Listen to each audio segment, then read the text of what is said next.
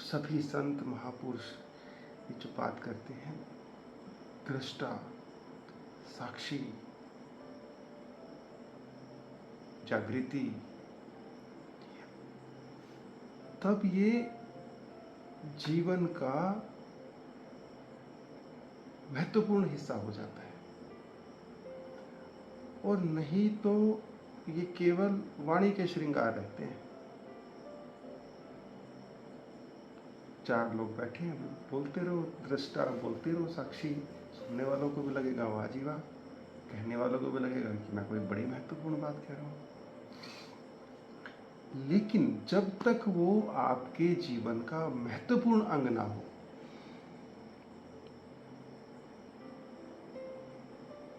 तब तक अधूरापन है, तब तक गड़बड़ है। तो हमें जीवन का महत्वपूर्ण अंग बनाना है। बहुत आसान है। एक तो उसके लिए मैं बार बार एक ही बात कहता हूँ कि प्राण को बढ़ाए बिना तो बात बनेगी नहीं, बनेगी बिल्कुल भी। फिर जब ऊर्जा उठे, प्राण शक्ति जगे, फिर उस ऊर्जा के प्रति बोध, गैप, उसे घूमने दो। फिर वही ऊर्जा जब सुख का रूप ले, तब भी गैप। फिर वही ऊर्जा जब दुख का रूप ले, गैप। गैप और स्वीकार भाव, गैप और स्वीकार भाव। देखो, जो सुख में स्वीकार करना आसान हो जाता है, दुख में बड़ा कठिन हो जाता है।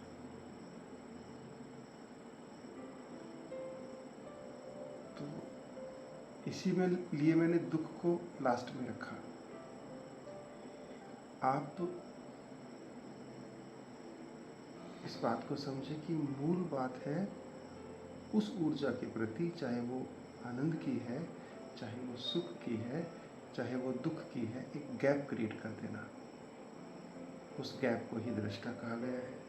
उसे ही वो और बढ़ जाए तो साक्षी। तो मूल बात तो है गैप। फिर चलते चलते रुक जाएं, खिटक जाएं और गैप, उस गैप को याद करें। फिर खाना खाते खाते रुक जाएं, 1 सेकंड के लिए ही सही, गैप, गैप को याद रखिए।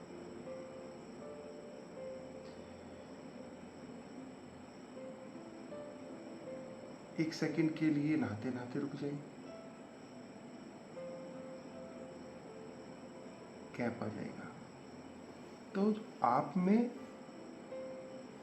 और आपके मन में एक गैप क्रिएट हो जाए, तो हम खुद को ही थोड़ा सा दूर हटके देख पाने में सक्षम हो जाएंगे। वो बहुत बड़ी बात है, बहुत अच्छी सी बात है, बढ़िया सी बात है।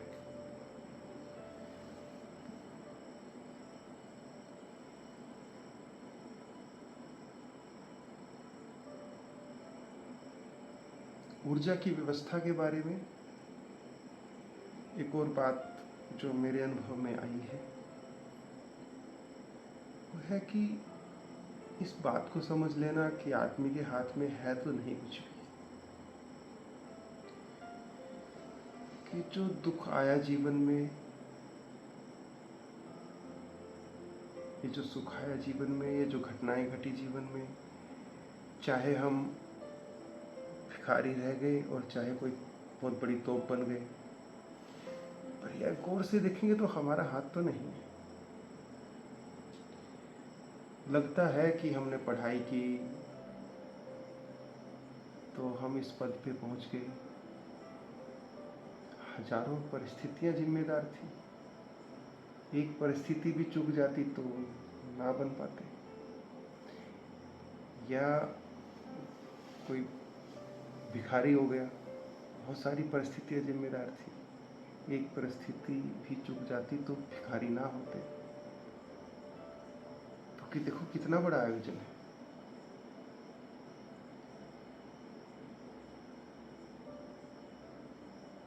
तो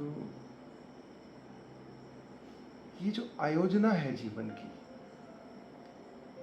इसको क्या हम संवेदनशीलता से देख सकते हैं? क्या इसको हम निहार सकते हैं?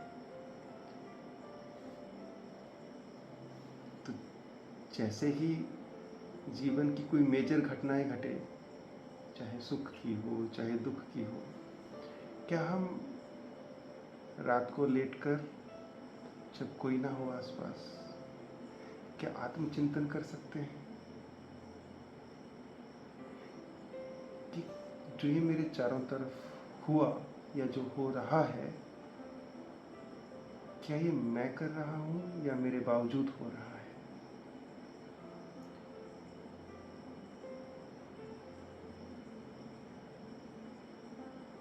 तो जो डूअरशिप है वो कम होती जाए हमारी जो करने का भ्रम है कि मैंने ये किया, मैंने ये किया, मैंने ये किया। तो पुण्य चाहे पाप, अच्छा चाहे बुरा, वो जो करने की हमारी करास है, करने की जो भावना है, वो थोड़ी कम हो जाए हमारी, और करने की बजाय वो करने की जो ऊर्जा है वो होने की ऊर्जा में बदल जाए, तो ऊर्जा बहुत व्यवस्थित होती है, बहुत सुंदर तरीके से व्यवस्थित होती है फिर। और देखो, एक ही बात मैं हर शनिवार को अलग अलग तरीके से कहता हूँ, लेकिन बात बहुत छोटी सी है, बहुत ही छोटी सी है। मूल बात ये है कि टाइम खराब करने के लिए अब टाइम नहीं है। लेकिन हमारे पास तो है। मुझे नहीं लगता कि आप लोगों में से भी किसी को 500-700 साल जीना है, तो आप लोगों के पास भी नहीं हो। और हम यार इस जीवन को क्यों ना थोड़ा सा गौर से, पहली नज़र से देख के और प्रेमपूर्ण तरीके से जी लें।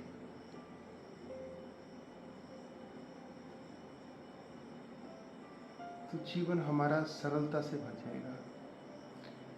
परिस्थितियां हो सकता है कठिन हो बाहर की, लेकिन बाहर की कठिन परिस्थितियां यदि आपने संवेदनशीलता से समझी तो चेतना को गहरा करके जाएंगी। और बाहर की कठिन परिस्थितियां बहुत सुंदर अवसर होती है चेतना को गहरा करने के लिए। मेरा विनम्र निवेदन है कि बाहर की कठिन परिस्थितियों से कभी भी निराश ना हो।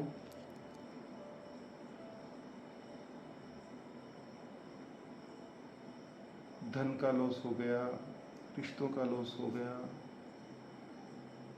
बहुत तरह की कठिन परिस्थितियां आती हैं जीवन में, लेकिन आत्मा को, चेतना को गहराई देने के लिए वही टूल होती है।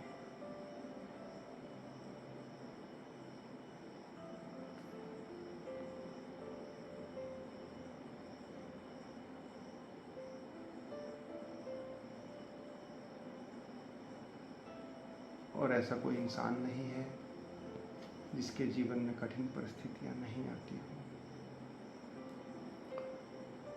बस ये है कि हम कठिन परिस्थितियों से जो शिक्षा हम ग्रहण कर सकते थे, वो करने से हम चूक जाते हैं अक्सर। ये जो हम अभी मीटिंग कर रहे हैं, पता नहीं अनंत कालों में कितनी कितनी मीटिंग्स हुई होंगी इस तरह की। चेहरे बदल गए होंगे। अभी मैं आपसे बात कर रहा हूँ, पहले कोई और बात कर रहा होगा। मुझसे पता नहीं किस किसने बात की होगी। लेकिन प्रकृति का मूल उद्देश्य तो ये है कि ये जो जीवात्मा है, ये जो चेतना है, शिक्षा ग्रहण करे, अधिक मैच्योर हो और प्रकृति से मुक्त हो।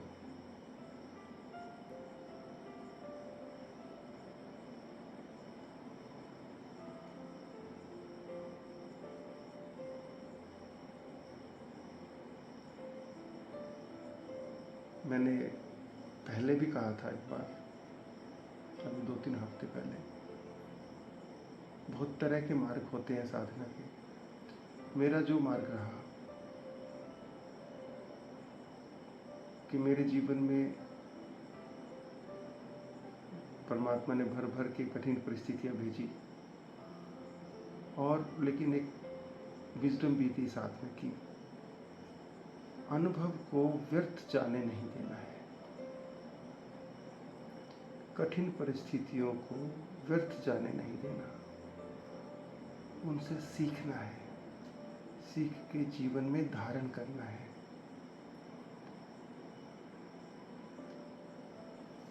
इसीलिए मैं अपनी कोई भी बात बहुत अथॉरिटी से बोल पाता हूँ, क्योंकि जो भी कह रहा हूँ अपने अनुभव से कह रहा हूँ आपको, किताब पढ़ के नहीं बोलता मैं। तो कठिन परिस्थितियां जब गुजर जाती हैं, और फिर मैं एक मूवी बनाता हूँ अपने दिमाग में कि लो भी अब भगवान शिव प्रकट हुए और पूछे कि भाई जो तुम्हें मिला इन कठिन परिस्थितियों से, जो शिक्षा मिली, जो समझ मिली, तो क्या तुम कहते हो कि ये शिक्षा और ये जो समझ थी, ये मिलने के बदले वो जो पीड़ा थी कठिन परिस्थितियों की, क्या वो जीने लायक नहीं थी? तो हमेशा मेरा उत्तर होता नहीं, वो जीने लायक थी। तो धन्यवाद कि आपने वो कठिन परिस्थितियां भेजी जीवन में, उनसे शिक्षा मिली, उनसे समझ मिली, और वो शिक्षा और वो समझ वो जीवन में उतरी प्रभु कृपा से। कितना ही आप ओशो को सुन लो, कितना ही आप साधना के नाम पे कुछ भी कर लो, कुछ भी कर लो, जब तक प्राण चेतना का विकास ना हो और कठिन परिस्थितियों से शिक्षा ग्रहण करने की क्षमता ना हो, रिसेप्टिविटी ना हो, बात नहीं बनती। कितना ही मंत्रोच्चार कर लो,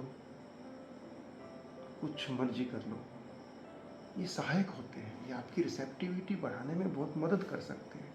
लेकिन जो मैं ट्रांसफॉर्मेशन की बात कर रहा हूँ ना, कि भाई ये बंदा है यार, कल कुछ और था, आज कुछ और है, परसों कुछ और था, वो ये ट्रांसफॉर्मेशन, वो जब तक संघर्ष में बोधपूर्ण ना रहे आप,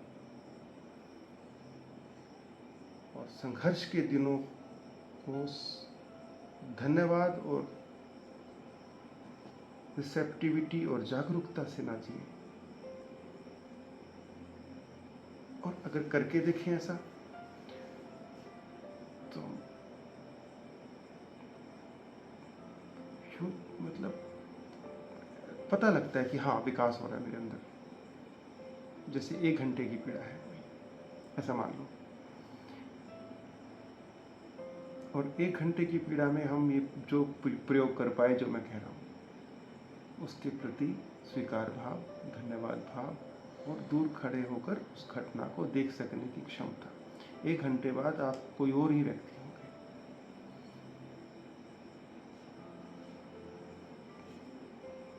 नहीं तो यार, जीवन है, करते रहो साधनाएं, करते रहो करते रहो।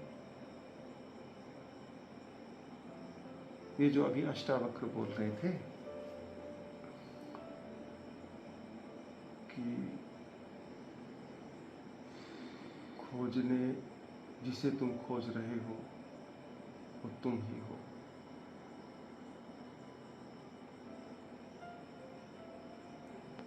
ये जो गहरी गहरी बातें हैं ना, ये जीवन का हिस्सा बननी चाहिए, लेकिन तब तक नहीं बनती जब तक एक लपट ना हो अंदर। लपट चाहिए जीवन में। हम ना कुनकुने जीते, जैसे कि बड़ा भारी टाइम है हमारे पास। मैं निवेदन करना चाहता हूँ हाथ जोड़ के, टाइम नहीं है, इतना भी टाइम नहीं है कि इतने फुर्सत में हैं हम। तो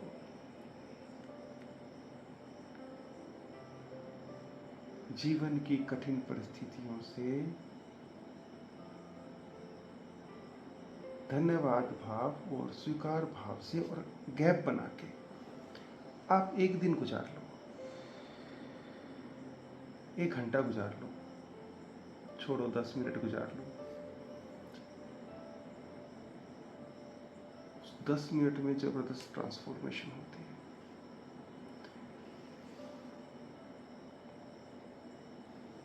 मेरे जीवन में जब गहन पीड़ा के पल आए,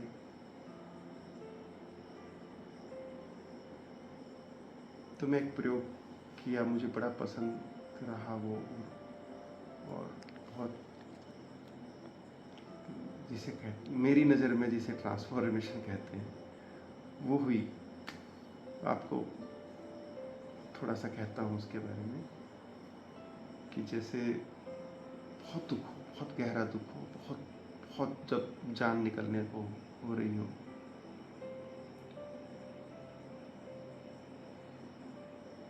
तो उस समय हिम्मत करके जो दुख की ऊर्जा है, दुख की पीड़ा है, जो दुख की जो लहरें उठ रही हैं, उन लहरों में घुस जाओ, स्वीकार भाव से। देखो, अच्छा ये हो क्या रहा है अब ये जो दुख की ऊर्जा है कहाँ से उठी, अब ये कहाँ जा रही है, अब ये क्या करना चाह रही है, कहाँ घूमना चाह रही है। देखो, जासूसी करो उसकी। अब जैसे ही आपने उसकी जासूसी करी, देखा, उसको जिया, अचानक से गैप क्रिएट हो जाएगा। जैसे ही गैप क्रिएट हुआ दुख की ऊर्जा के साथ, दुख की ऊर्जा 2 हिस्सों में टूट जाती है, तुरंत टूटती है। एक हिस्सा बरसता है आशीर्वाद के रूप में आपके ऊपर, जो नेगेटिव एनर्जी थी उसमें पॉजिटिव एनर्जी। उसके अंदर 2 चीज़ें होती हैं नेगेटिव एनर्जी के अंदर। एक होता है प्रभु ऊर्जा का वेग, एक होती है नकारात्मक ऊर्जा। नकारात्मक ऊर्जा चली जाती है अस्तित्व में शुद्ध होने के लिए, वो संभाल लेगा उसको परमात्मा अपने आप। जो उसके अंदर प्रभु ऊर्जा का वेग होता है, वो ऐसे घूम के बरसता है आपके ऊपर, इमीडिएटली ट्रांसफॉर्मेशन होती है।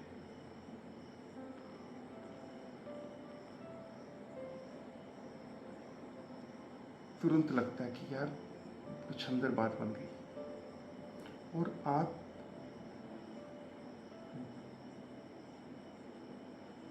जीवन की जिस भी कक्षा में हो, तुरंत ही अगली कक्षा में दाखिला मिल जाता है आपको, तो मैच्योरिटी लेवल इमीडिएटली बढ़ जाता है।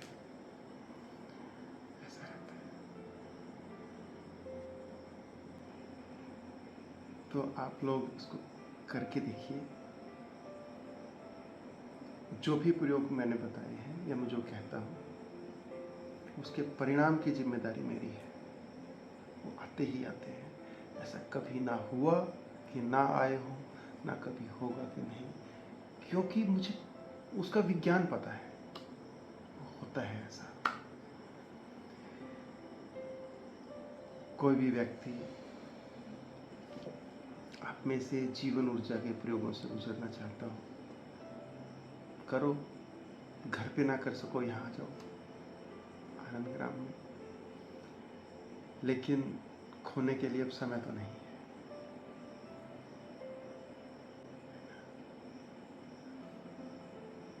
जीवन बहुत कीमती है। तो बस यही है। आप सबका धन्यवाद।